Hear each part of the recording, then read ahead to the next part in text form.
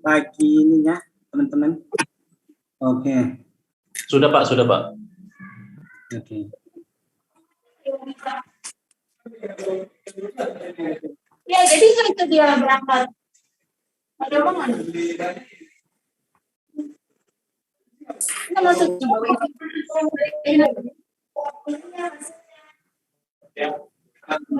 jangan sampai loss apa miss gitu. Ya. Kita nggak tahu itu ada gitu. Pokoknya kalau jadi Sudah ya. terlihat belum teman-teman?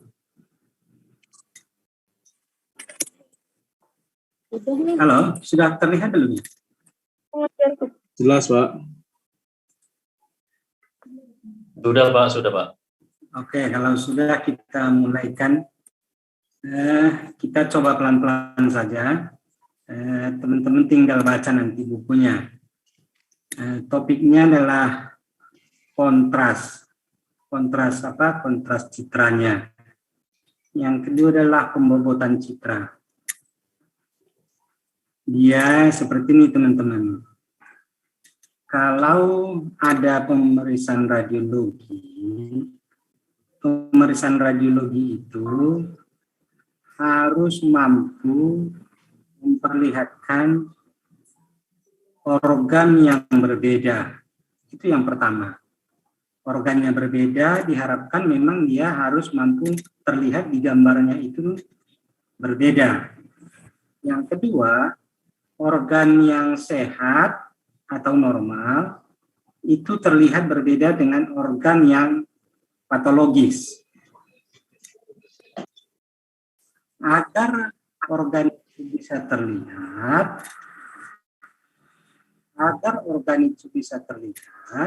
berarti harus ada menampilkan citra yang berbeda.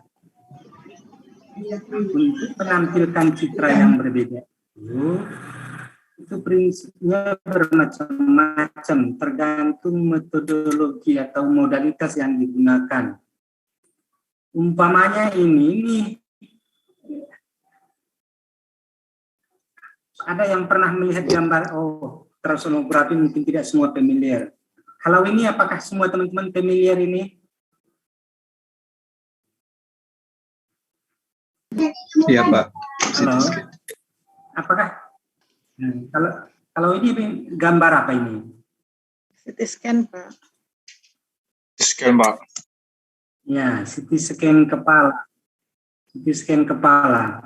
Kalau CT scan kepala, katakanlah ini dan ini terlihat ini apa namanya, ini tulangnya, benar ya? Iya, Pak. Betul, Pak. Ini jaringannya. Bisa teman-teman. Yang ini adalah tulang, yang ini jaringan. Benar seperti itu? Betul, Pak. Oke. Pertanyaannya, kalau yang seperti tulang itu di CT scan namanya apa? Disebutnya apa ini? Hyperdense, Pak. Hyperdense. Itu menunjukkan bahwa objeknya itu densitasnya tinggi, seperti itu ya. Iya, Pak. Iya, Pak. Kalau yang seperti ini apa namanya ini? Disebutnya apa? Hypodense. Hypodense. Apa maksudnya hypodense? Densitasnya rendah. Densitasnya kurang. Densitas apa? Apa maksudnya densitas di topik CT scan itu?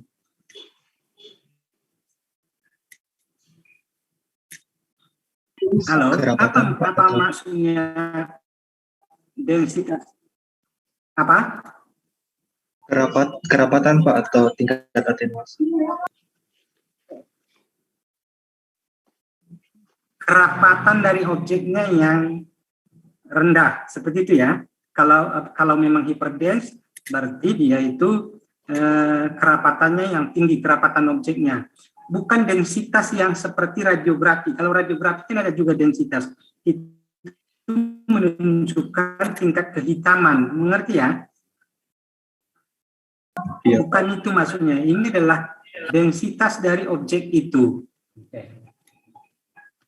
Kalau dia di CT scan, gambarnya ini ada karena densitas dari objek itu berbeda. Karena densitasnya berbeda, daya serapnya terhadap sinar X berbeda. Kalau daya serapnya, makanya gambarnya seperti ini, disebutnya apa? Hyperdense, gitu kira-kira. Itu kalau di scan. Kalau USG lain lagi, saya tidak ceritakan USG karena tidak ada peminatan USG di sini. Kalau ini adalah MRI. Kalau MRI, kalau seperti ini disebutnya apa ini? Daerah ini.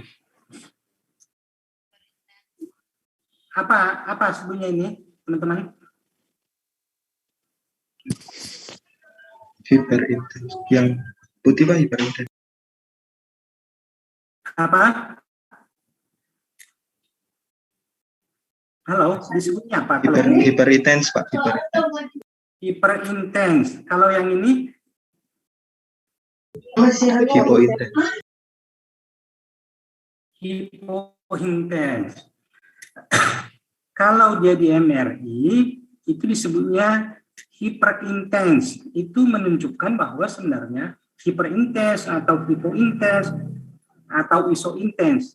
Mengapa itu disebut intens? Karena gambar itu ada karena intensitas sinyalnya yang berbeda. Intensitas sinyalnya yang berbeda. Kalau dia di MRI, intensitas sinyal itu bisa radiografer mengatur. Contohnya, teman-teman lihat, ini objeknya sama, pasiennya sama, slice-nya sama. Tapi kalau untuk yang ini, di sini adalah hypointens, di sini dia hyperintens. Hal itu bisa terjadi karena parameter yang digunakan berbeda. Mengerti sampai di sini, teman-teman? Iya, Pak. Kalau di MRI, parameter itu sangat penting dan parameternya banyak, sehingga setiap objek itu bisa dibuat bermacam-macam hasil. Kalau dia gambar CT scan, apakah yang di tengah ini, yang hypodense ini, bisa dibuat jadi hyperdense?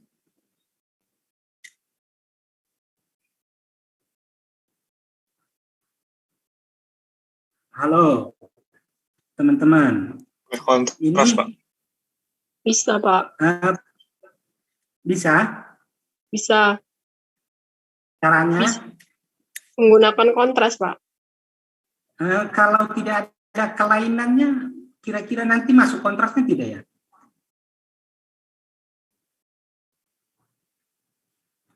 Seperti apa pengalamannya? Kalau tidak ada patologis, apakah nanti dia jadi hyperdense? Enggak, Pak.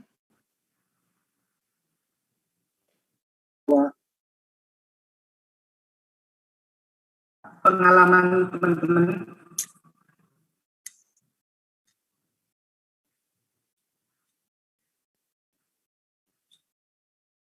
Ya, tidak bisa. Nah, kenapa? Karena di CT scan itu parameternya hanya 3.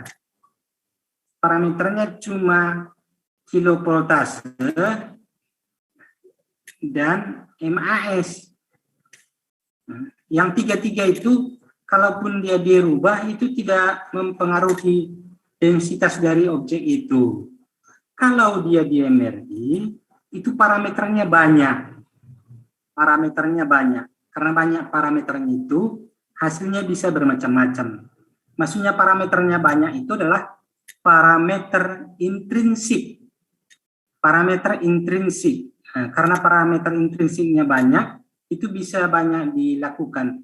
Kalau di CT scan tidak, parameter intrinsiknya cuma 1. Kalau di di CT scan. Apa parameter intrinsiknya? Parameter intrinsiknya adalah kerapatan dari objek itu, cuma itu.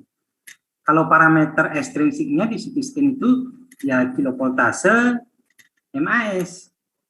Sedangkan parameter intrinsiknya hanya satu, makanya tidak bisa dirubah-rubah. Kalau di MRI parameter intrinsiknya banyak. Oke. Katakanlah ini. Ada yang kerja di MRI ini, boleh saya tahu? Kalau yang ini pembobotan apa ini, teman-teman? Halo, yang kerja di MRI ini pembobotan apa? T2, Pak. T2. Nah, karena dia ini pembobotan T2, parameter intrinsik yang digunakan adalah karakteristik T2-nya. Nah, seperti itu dia. Kalau di CT scan kan tidak bisa, karena hanya satu parameter intrinsiknya.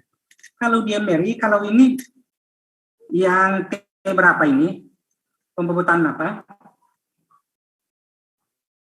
T1. T1. Nah, berarti kalau yang ini, objek ini dibuat bisa seperti ini karena karakteristik intrinsiknya yaitu T1-nya yang dimanfaatkan. T2-nya diabaikan. Maksudnya apa? Ini adalah sudah ada pembobotan. Di sini pembobotan T2, di sini pembobotan T1. Pembobotan itu maksudnya seperti ini. Sebenarnya di gambar itu maksudnya gambar yang ini, di sini yang paling dominan untuk menghasilkan kontras itu efek dari perbedaan nilai T2. Apakah di sini ada T1? Ada, tapi dia itu minimum, bisa diabaikan gitu. Apakah ada proton density? Ada, tapi bisa diabaikan T2-nya. Maksudnya pembobotan seperti itu. Sebenarnya semua ada. Di satu gambar itu ada T1, ada T2, ada proton density. Namun, saat dilakukan pembobotan yang paling dominan apa? Nah, seperti itu. Mengerti sampai di sini?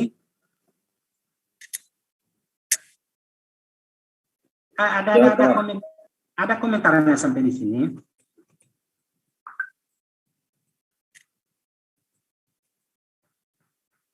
Oke. Kita lihat yang lain saja.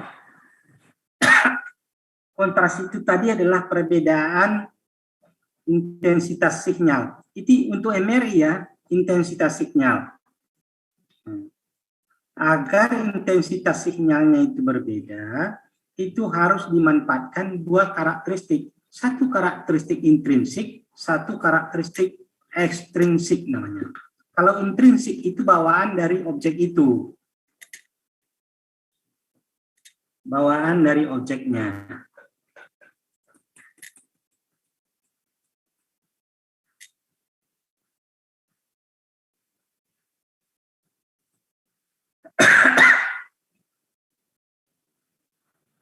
Agar kontrasnya itu ada, faktornya tadi ada intrinsik, ada ekstrinsik. Apa saja itu? Kita lihat beberapa contohnya. Intrinsik itu adalah properti dari proton itu dan lingkungannya. Maksudnya apa? Apakah proton itu katakanlah dia itu di lemak, proton itu di cairan, atau proton itu mungkin di protein. Nah, itu maksudnya proton itu. Apa saja karakteristik intrinsiknya yang penting? Jumlah proton itu adalah karakteristiknya. Karena setiap jaringan itu, katakanlah lemak, air, jumlah proton hidrogennya berbeda. Nah, itu bisa dimanfaatkan karena berbeda jumlah protonnya. Inilah dasarnya untuk menghasilkan proton density, proton weighted imaging, PD. Yang berikutnya adalah nilai T1-nya. Mungkin minggu sebelumnya sudah ada pernah kita diskusikan nilai T1. Yang berikutnya adalah nilai T2. Yang berikutnya difusi, ada perfusi, ada flow, ada susceptibility, ada elasticity, banyak.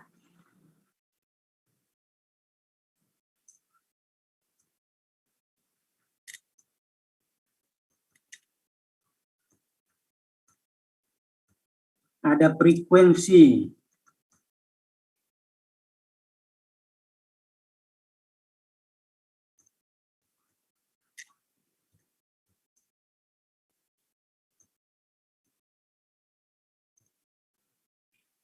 Ya, kira-kira seperti ini teman-teman. Ini karakteristik ini bisa digunakan untuk pemeriksaan di MRI, sehingga objek yang sama tampilan citranya nanti akan berbeda.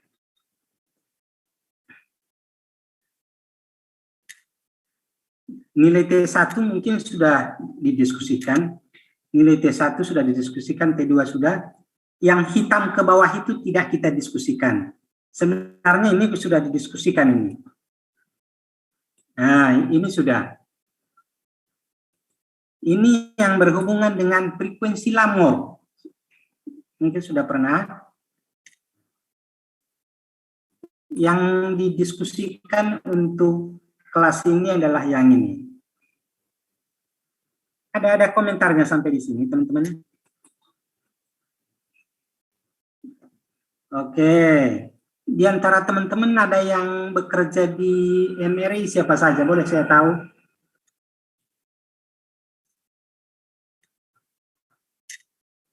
Halo? Apakah ada yang kerja di MRI? Boleh saya tahu?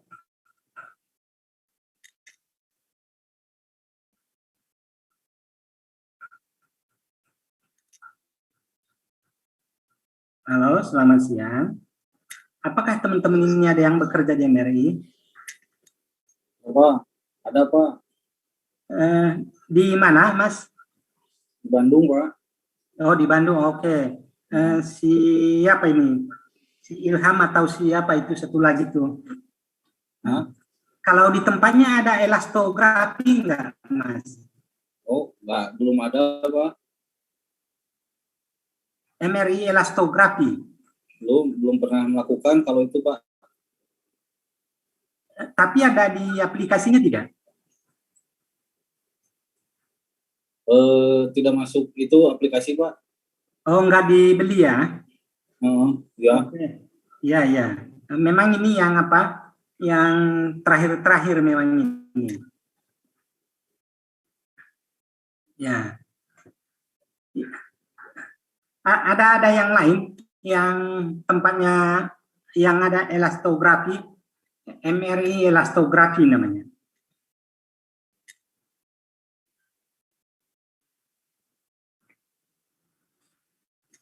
Atau ini, ada di antara teman-teman ini yang bekerja di USG tidak? Boleh saya tahu?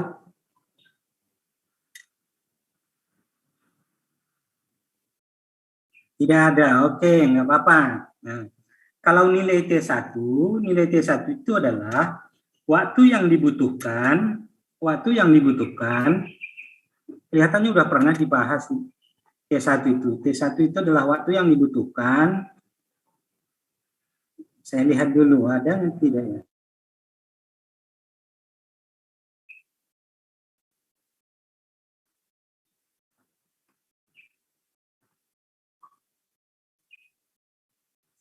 Waktu yang dibutuhkan.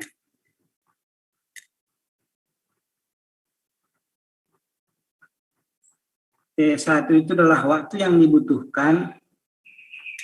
Oh ini. Oke. Biar terlihat. T1 itu adalah waktu yang dibutuhkan. Nah, Mas, ini T2-nya, T1-nya mana ini? Nah, T1 itu adalah yang ini, waktu yang dibutuhkan, maksudnya dari sini ke sini, waktu yang dibutuhkan oleh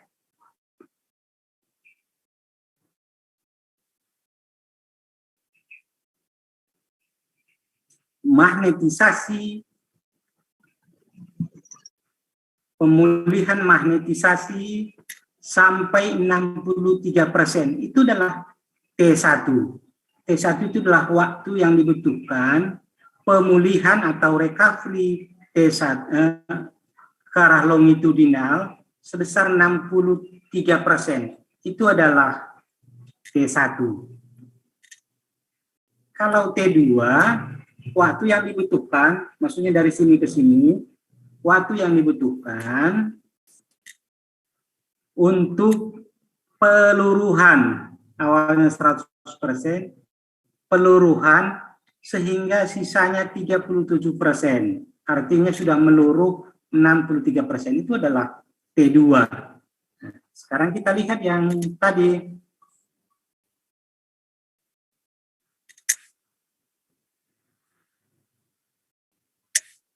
Nah, T1 itu khas. Setiap material dia memiliki nilai T1 tertentu. Material tertentu juga ada nilai T2-nya tertentu. Ini yang berhubungan dengan karakteristik intrinsik. Karakteristik intrinsik ini bawaan dari material. Namun, karakteristik intrinsik ini kadang bisa dimodifikasi. Dimodifikasi dengan cara apa? Dengan cara memberikan kontras media. Kalau diberikan kontras media itu, objek itu nanti ada beberapa hal yang kemungkinan terjadi.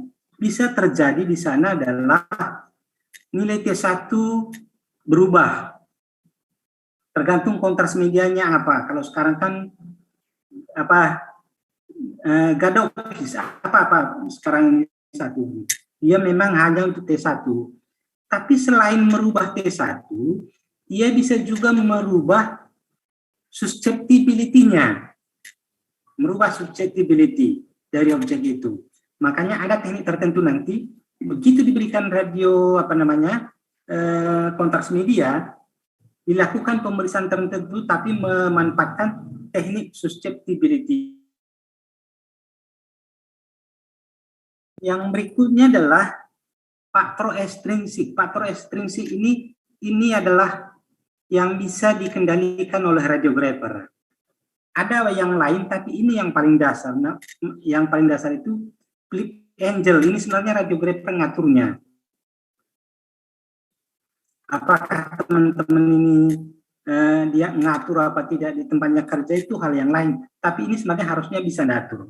Yang berikutnya time repetisi. Yang berikutnya adalah time echo. Yang lain-lain adalah the value, time inversion, macam-macam. Yang lain Mbak ada yang lain. Nah, tapi ini yang paling dasar. Tapi apakah di teman-teman ini selama ini merubah? Ya saya nggak tahu seperti apa. Apakah di tempat kalian pernah dirubah-rubah, Mas Iksan?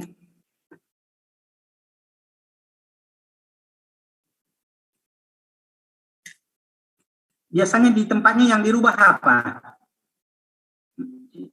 Mas Iksan. Kalau dia Mary.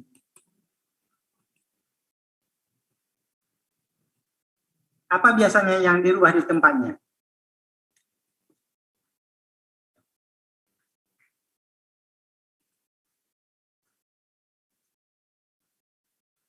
Kalau TR dan TE dirubah-rubah tidak?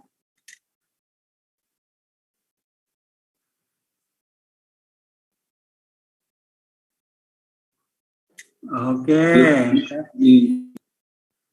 Gimana?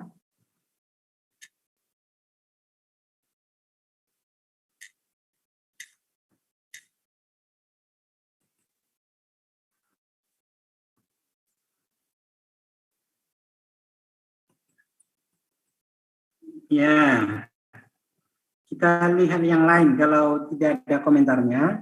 Berarti kita bisa cepat kalau tidak ada ini. Pak izin Pak boleh bertanya.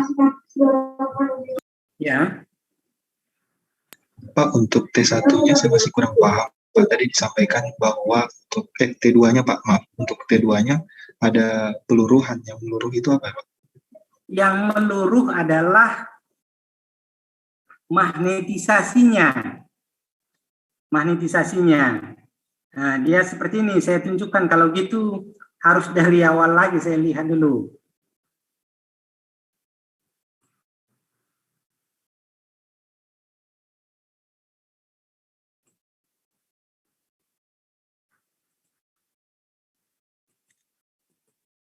Oke. Ya, dia seperti ini. Bisa dilihat ini, teman-teman? Iya Pak, bisa Pak. Bisa. Ini yang ke atas ini adalah bidang longitudinal. Sudah?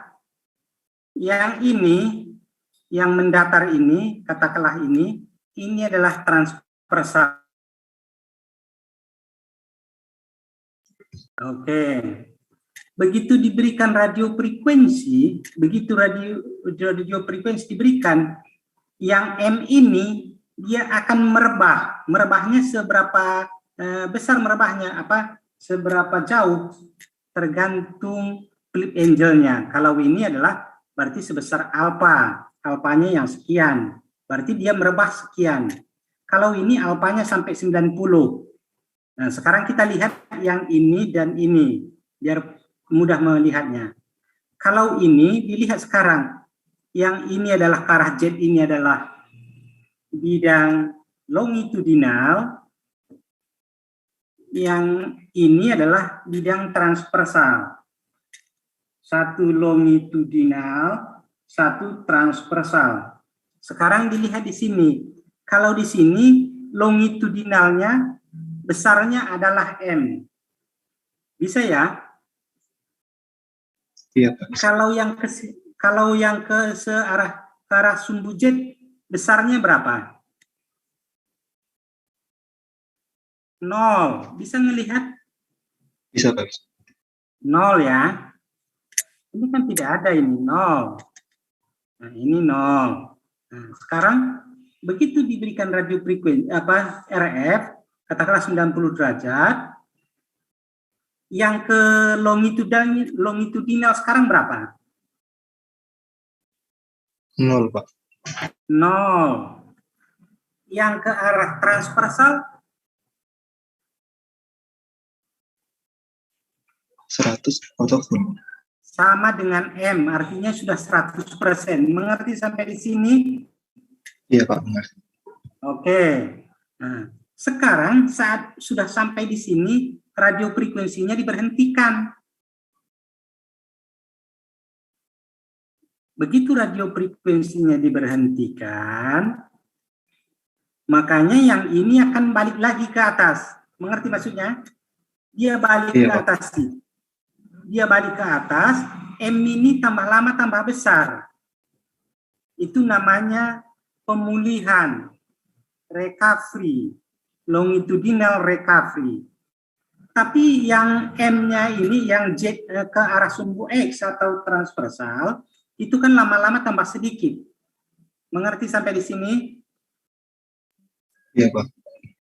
Nah, dia tambah sedikit itu dari 100% tambah lama, dia itu tambah sedikitnya itu namanya mendekai, meluruh.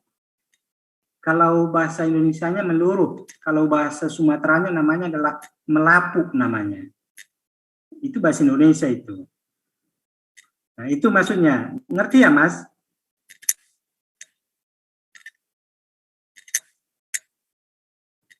Nah, ada komentarnya.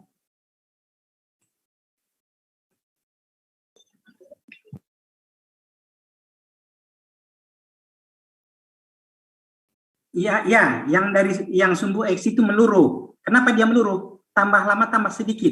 Itu meluruh namanya. Kalau yang ke arah sumbu Y itu dia pemulihan, recovery. Ada komentarnya? Nanti di buku-buku teks juga seperti itu bahasanya. Dia itu mendikai namanya. Kalau Masnya lihat tadi grafiknya, grafik peluruhan. Mengerti grafik peluruhan tidak, Mas? Ini grafik apa kalau seperti ini? Peluruhan, Pak. Ya, kalau ini grafik ini bedanya lebih kompleksnya CT scan MRI daripada CT scan. Kalau CT scan grafiknya hanya satu ini, seperti ini. Kalau di CT scan ini namanya adalah grafik untuk melihat aplikasinya ya, untuk melihat koefisien atenuasi.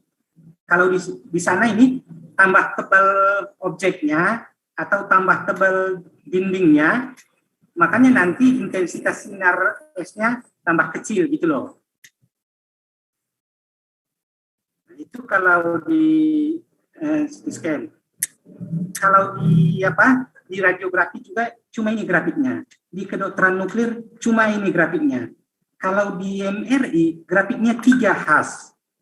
Ada 3 khas grafiknya. Ini satu, ada satu lagi. Ini panjangkan tapi dia kayak seperti ini. Makanya memang dia lebih kompleks. Oke, ada komentarnya? Decay sama defacing sama ya Pak ya? Apa? Decay sama defacing tuh prosesnya sama ya Pak? Decay sama? Defacing. Oh, deface. Sama defacing? Ya. Iya. Nah, makanya kan dia gini, defacing itu kan dia tambah lama tambah melemah sinyalnya. Sudah, agar dia itu bisa dideteksi dan kuat sinyalnya, makanya dilakukanlah refocusing atau selain refocusing, redepasing atau refocusing. Maksudnya apa? Dikuatkan lagi sinyalnya. Caranya gimana? Caranya bisa menggunakan gradien, bisa menggunakan radiofrekuensi 180. Kalau yang digunakan adalah gradien, namanya gradien echo namanya. Kalau yang digunakan adalah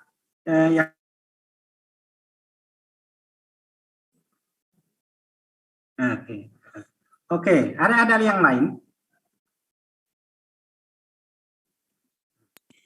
Pak, izin bertanya, Pak. Ya, suaranya belum kedengaran. Ya, izin bertanya. Kalau penangkapan sinyal itu dari lemak atau air ketika dia decay apa setelah decay, Pak? Halo, gimana? Ya. Untuk penangkapan sinyal, kan dia mengalami FID atau decay. Jadi Ya. sinyalnya itu ditangkap pas decay atau ketika setelah decay, Pak? Dimulai dari setelah decay. Ini nih, sorry ya. Saya lihat dulu di mana ininya.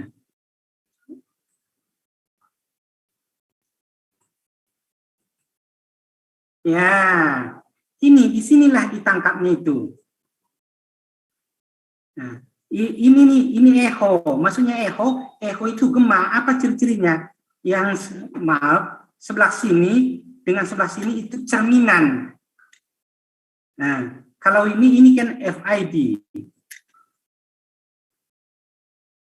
Nah, ini waktunya harus panjang biar ini sinyalnya besar, terus waktunya agak lebih lama.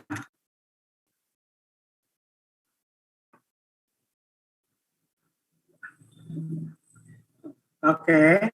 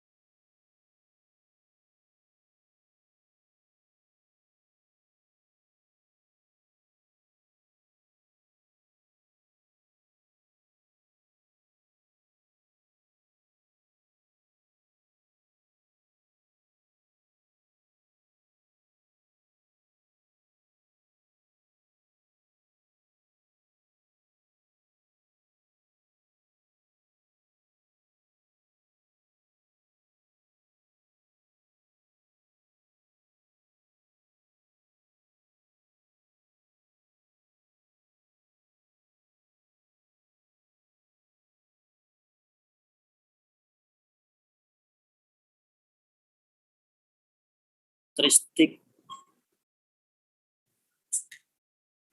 objek Ya, yang diperiksa.